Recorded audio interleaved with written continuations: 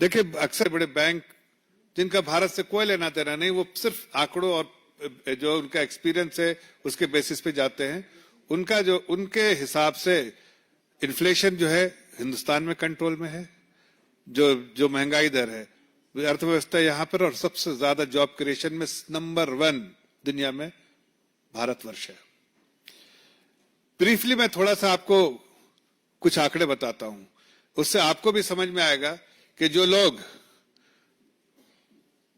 का जो double standard है उसका उनको बेनकाब आज करना चाहता हूं। आपने देखा होगा कि आरबीआई की रिपोर्ट आई, आपने देखा होगा जिसमें उसमें बताया कि पिछले 1 सालों में 2023-24 में जो है लगभग 5 करोड़ जॉब क्रिएशन हुआ, और सारे डेटा मेरे पास है, मैं आपको दिखाना चाहता हूं। जो पूरा वर्क फोर्स था वो 57.9 करोड़ था और अभी 64.3 करोड़ है। लगभग 5 करोड़ जॉब क्रिएशन सिर्फ 1 साल में हुआ है। ये आंकड़े आरबीआई के हैं, अभी जो पब्लिश है वो दिखता है। दूसरी तरफ इंपॉर्टेंट बात है कि पिछले 10 सालों में 2014 से लेकर 2024 तक हमारे 10 साल के कार्यकाल में हमने 12.5 करोड़ जॉब क्रिएट किया है। 12.5 करोड़ जॉब, ये अपने आप में एक रिकॉर्ड है।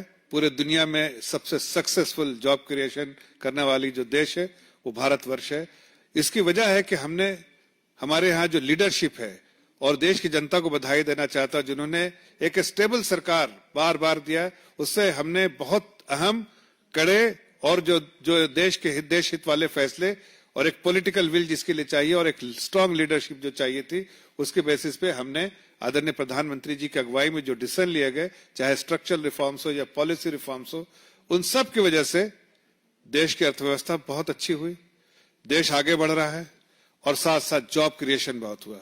हमने 12.5 करोड़ जॉब क्रिएट किया इसलिए कि हमारे देश में ग्रोथ है। बहुत लोग स्ट्रगल कर रहे हैं ग्रोथ की, दुनिया की कई कंट्री ग्रोथ के लिए स्ट्रगल कर रही है, जबकि देश में आप देखिए, चाहे वो पीएमआई का डेटा हो, सर्विसेज पीएमआई हो या मैन्युफैक्चरिंग पीएमआई, दोनों का डेटा समझ में आता है कि बहुत ज्यादा इकोनॉमिक एक्टिविटीज और देश की अर्थव्यवस्था तेजी से चल रही है।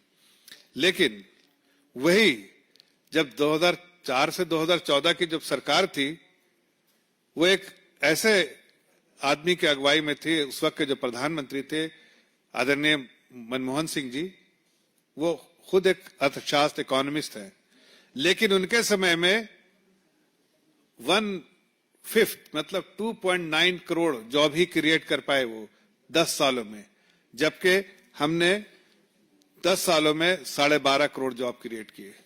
आप अगर लेबर पार्टिसिपेटिंग फोर्स के नंबर देखिए, लेबर फोर्स पार्टिसिपेटिंग रेशियो वो 57.9 हो गया 2022 से 23 में, और अगर आप वर्क पार्टिसिपेशन रेट्स देखिए तो वो 56 हो गया है, और अनएम्प्लॉयमेंट रेट जो है 2017 में जो था 6%, वो घट के अब 3.2 हो गया है। तो इससे समझ में आता है कि देश में अर्थव्यवस्था जो है बढ़ी है, ग्रोथ बढ़ रहा है, जॉब क्रिएशन हो रहा है, और जो है अर्थव्यवस्था में तेजी है। एक और तरीका है देखने का, आप अगर देखिए कि ईपीएफओ में जो जितने लोग ने एनरोल किए हैं उसके भी अपने रिकॉर्ड नंबर हैं। वो अपने आप में बताता है कि हाईएस्ट एवर जो है उस वक्त जो एनरोलमेंट हो रहा है, जाहिर है जब एनरोलमेंट हो रहा है, ये जो है ऑर्गेनाइज सेक्टर में जब एनरोलमेंट होता है तो ईपीएफओ में आंकड़े दिखते हैं।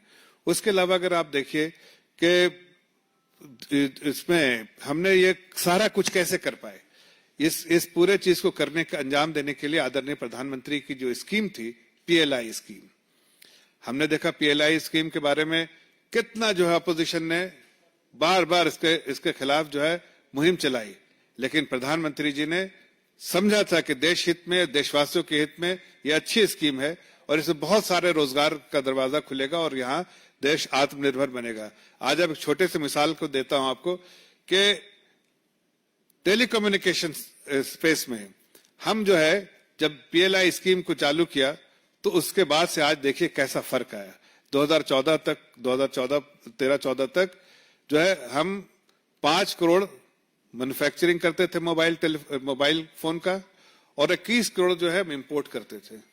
आज गर्व से कहता हूं, ये पॉलिसी की वजह से, ये हमारे लीडरशिप की सोच की वजह से, जो दूर तक वो सोच सकते हैं और सकारात्मक फैसले ले सकते हैं, इसलिए आज 33 करोड़ फोन यहां बनते हैं PLI स्कीम को। ऐसे जाहिर है 33 करोड़ फोन बनने लगे, जब 5 करोड़ से 33 करोड़ तो उतनी जॉब क्रिएशन तो होगी ही।